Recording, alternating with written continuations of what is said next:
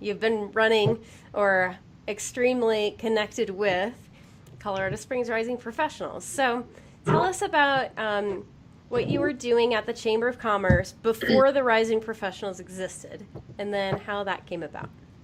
So it wasn't long before we founded it, but I was running events there. So I was an event coordinator at the chamber and went to my boss at the time, Jen Ferda, and said, hey, where do I find more young professionals that are like me, that are in the business community? At the time, I had graduated early from college, and a lot of my friends were still in school. So they could go out and party at night and, have classes all day and have to study, where I was working a 9-to-5 job. And she recommended a place to go, a different organization. And, a couple of my colleagues went with me, and it really wasn't what we were looking for.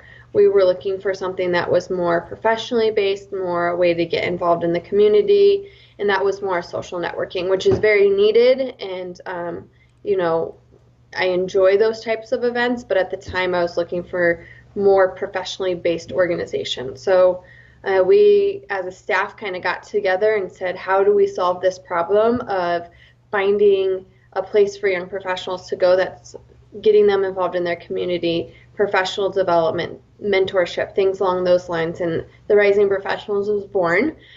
We started task force and everything in 2006.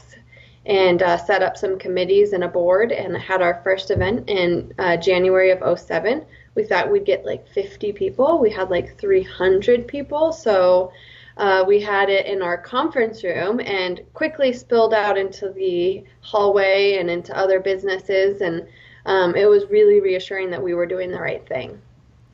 So what were some of the keystone elements of Rising Professionals that you felt were very important, that you built it on to make it different from something that already existed and provide the type of value that you wanted to see?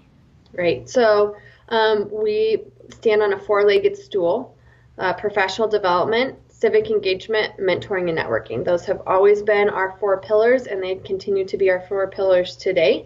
Our organization is just structured a little differently than it was then.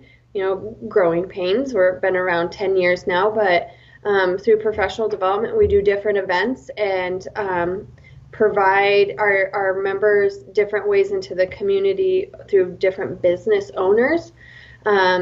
Civic engagement's a little twofold. It deals with volunteering within our community, but then politics, kind of more educational based, not partisan by any means. But we have an event coming up in March, on March 15th, where it's Meet Your City Council Member. So we're getting all the city council members there, and it's purely educational. Networking, obviously every organization has networking. Got to meet the other members, and how can you do business with them. And under that, we also do a little bit of sports and culture. So that's like our social networking, where we do volleyball leagues, a kickball league, things along those lines. And then finally, our biggest keystone piece to our program is our mentorship program. So we match our members with community leaders. It's a year-long commitment. They meet at least 6 times within that year, and they work on whatever the mentee wants to work on. That could be, I want to get a promotion, I'm going to be on this board, help me be a better board member, I want to get more involved in the community. Anything that they want, we'll find a mentor to help them.